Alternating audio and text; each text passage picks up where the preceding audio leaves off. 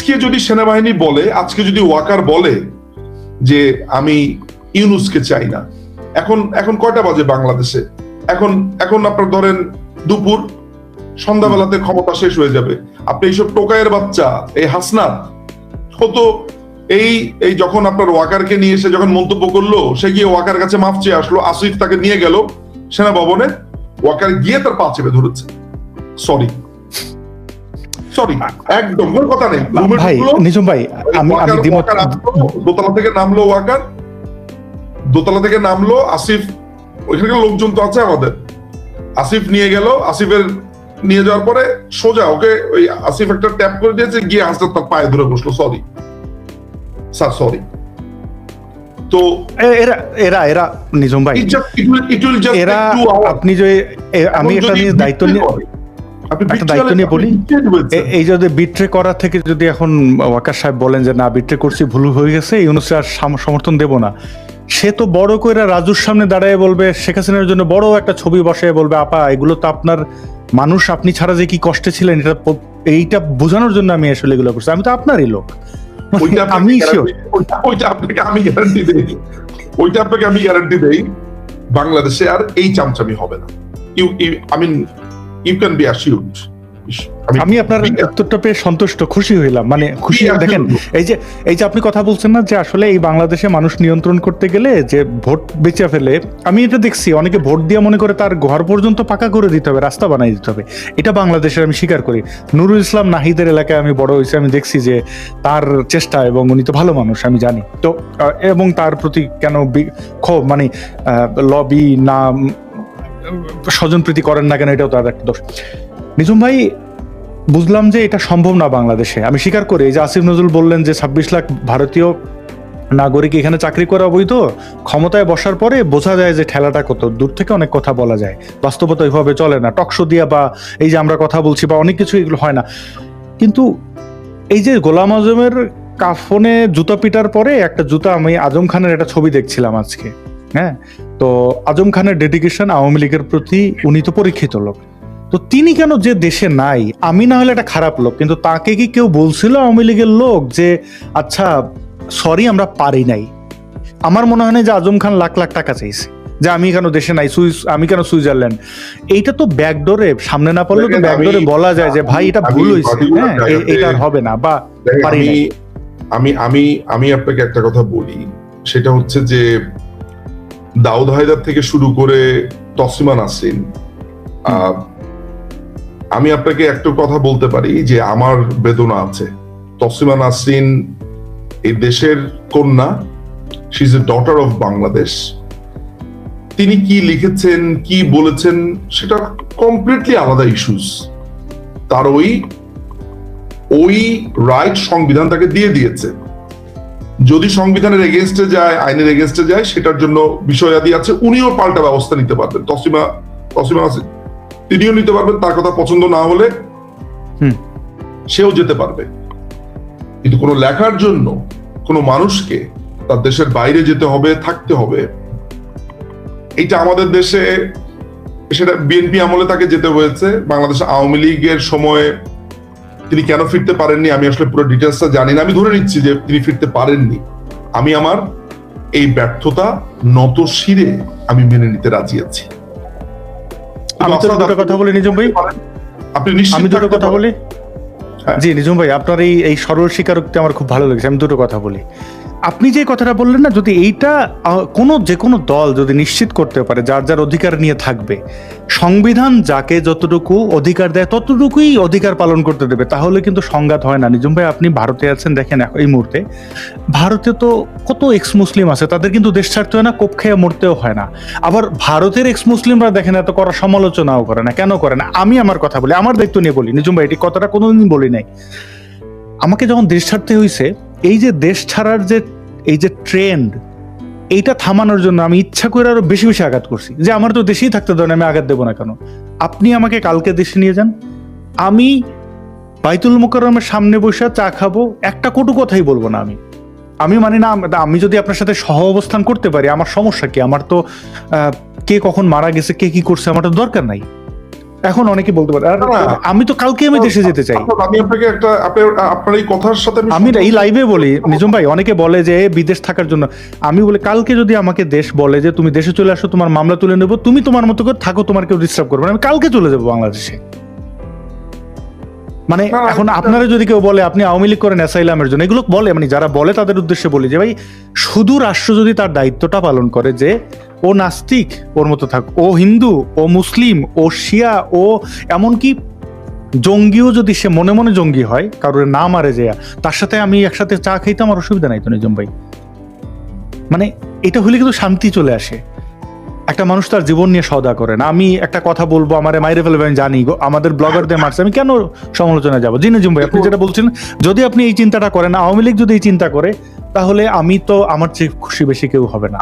আমি সমালোচনায় বাদ দিয়ে দেবো। আপনাকে একটা কথা পরিষ্কার ভাবে বলি, সেটা হচ্ছে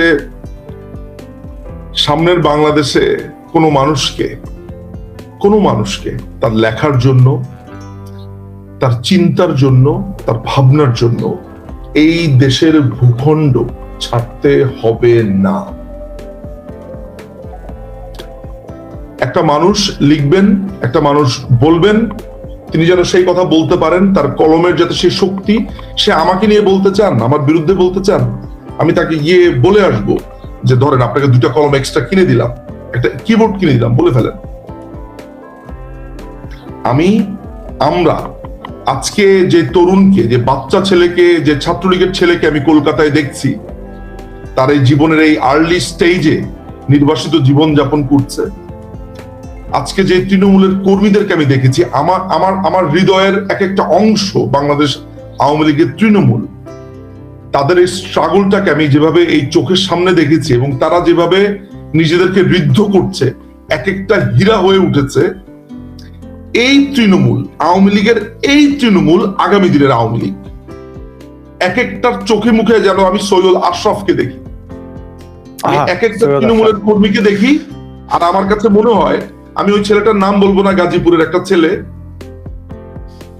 বিপদে পড়তে পারে, একটা অসম্ভব সুদর্শন একটা ছেলে, 6 ফিট টল, বয়স মাত্র তার 22, আসাদ ভাই নির্বাসিত হয়ে এখানে বসে আছে। ওকে দেখে আমি খুব কষ্ট পেয়েছি যে ওর এই জীবনটা, হ্যাঁ ওর রাজনৈতিক জীবন ঋদ্ধ হচ্ছে, ও বুঝে ফেললো এই 22 বছরের জীবনে যে পলিটিক্স করলে দেশের বাইরে থাকতে হয়, আর যেন কাউকে তার শুধুমাত্র রাজনীতির জন্য, তার কথার জন্য, বক্তব্যের জন্য এই বাংলাদেশের ভূখণ্ডের বাইরে না থাকতে হয়। এই বাংলাদেশের মানুষ যাতে এইটা চিন্তা না করে যে আমি ঘর থেকে বের হব, আমার টাকা টান দিয়ে নিয়ে যাবে, আমার কালকে আমাকে একটা পেঁয়াজের দামের কথা চিন্তা করতে হবে, আমার ছেলে ইউনিভার্সিটিতে যাব, টাকা কোথায়, আমার মেয়ের বিয়ে হবে, ওর বিয়ের টাকা কোথায়, আমার বাচ্চা হবে, আমার হসপিটালের টাকা কোথায়। একটা মানুষ যাতে হসপিটালে কষ্ট না পায়, সামনের আওয়ামী লীগের রাজনীতি হবে সেই রাজনীতি, এইটা একটা পিওর ওয়েলফেয়ার স্টেট হবে। মাননীয় প্রধানমন্ত্রী শেখ হাসিনা, আমি আপনাকে বলে দিচ্ছি, তার রাজনীতির ওই ফেসটাতে এই বাংলাদেশকে উপহার দেবেন।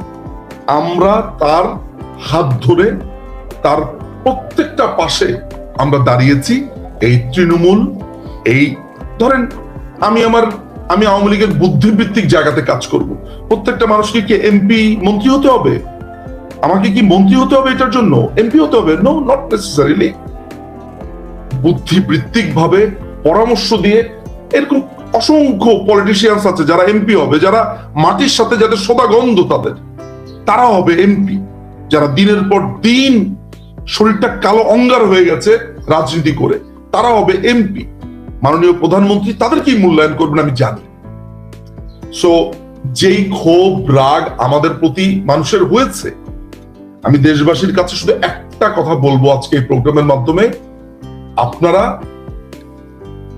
এই আওয়ামী লীগকে দেখবেন, যে আওয়ামী লীগ শিক্ষিত, এডুকেটেড, যে আওয়ামী লীগ আপনার কথা বলে, যে আওয়ামী লীগ মনে করে যে প্রত্যেকটা সিদ্ধান্ত আপনার সাথে নিয়ে হতে হবে। আপনি আমাকে ইলেক্টেড করে এনেছেন, সংসদে পাঠিয়েছেন, আমি তারপর আপনার মতামত চাবো। What do you think about it? আমি আপনাকে বললাম তো সামনে আজকে আমরা এই যে কষ্ট পাচ্ছি, এই যে আমরা, এটা আমাদের জন্য একটা পরীক্ষা, ধরে রাখেন। এটা মনে করেন আমাদেরকে স্বর্ণ আগুনে পোড়ানো হচ্ছে, আমরা খাঁটি হয়ে ফিরছি। বাংলাদেশ আমি একটা জিনিস লিখে দিতে পারি নিজাম ভাই, আপনার কথাগুলো আমার খুব বিশ্বাস করতে ইচ্ছা করে এবং বিশ্বাস করতে আমি চাই।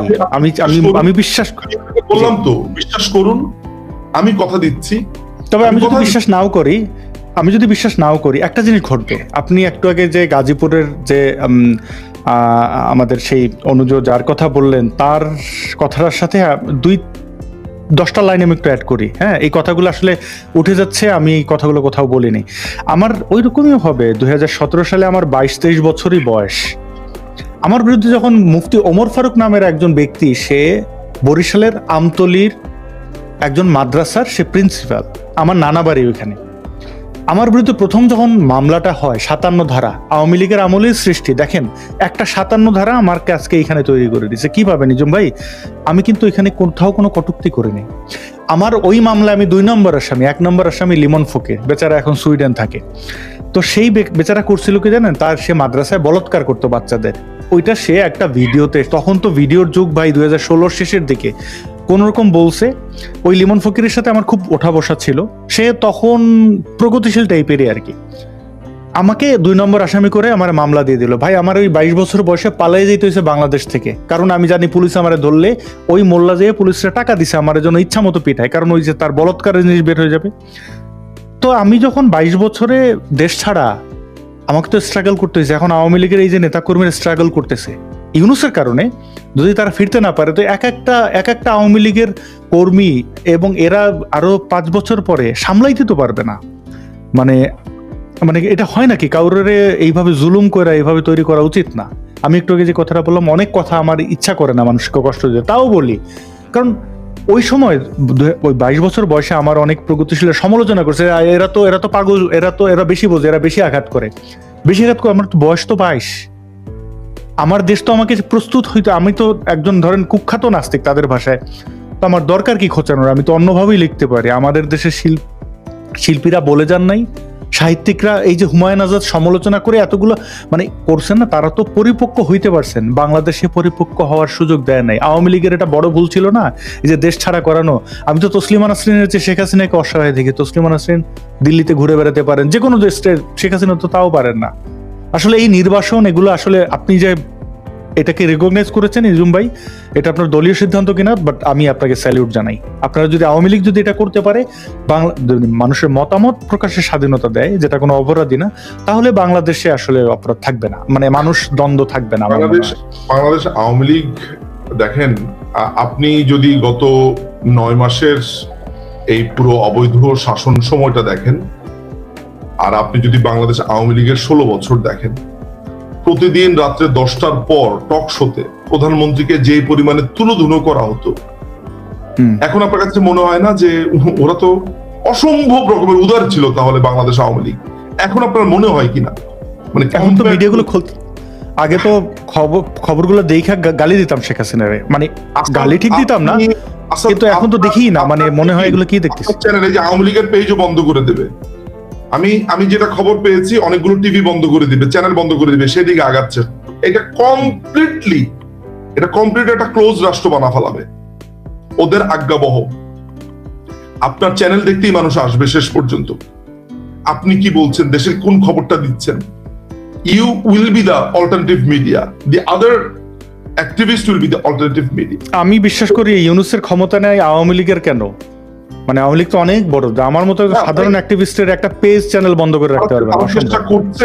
চেষ্টা করছে তারা, সেদিকে আগাচ্ছে। যেই ছেলেটা, যে ফয়েজ তৈয়ব নামে যে ছেলেটা, মজার ব্যাপার হচ্ছে এই ফয়েজ তৈয়ব নামে একটা ছেলেটা লাস্ট বইমেলাতে সে বই লিখেছে।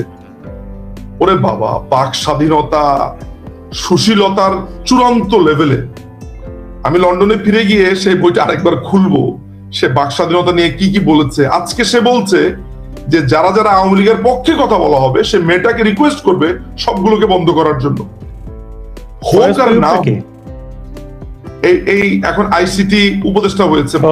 ওকে নিজাম ভাই, আমার কাছে নভেম্বরের রিকোয়েস্ট আসছিল ইউটিউব কোর্টের, ওই হাসান মাহমুদের ওই কেসগুলো দিয়েই তারা প্যাকেট করে পাঠাইছে। তো এগুলো ওই দিন শেষ, মানে কারোর কণ্ঠ সাপ্রেশন করে ফেসবুককে বলে মেটাকে বলে এটা অসম্ভব ব্যাপার, এটা হবেই না। মানে ওইটা আমি ধন্যবাদ, আওয়ামী লীগের আমলে কিছু পুলিশ অফিসাররা ছিল যারা রাষ্ট্রীয় যন্ত্র ব্যবহার করে পেজ টেজ হ্যাক করাইছিল, অনেক আকাম করেছিল। তো এইগুলোতে একটু নজর দিতে হবে। আজকে পুলিশ যারা পেটাচ্ছে আওয়ামী লীগকে, এই পুলিশগুলো তো আওয়ামী লীগের আমলেই তারা চাকরিতে ঢুকেছে এবং প্রচুর আওয়ামী লীগের হয়েই কাজ, এইগুলো আসলে সবকিছুই দেখা উচিত।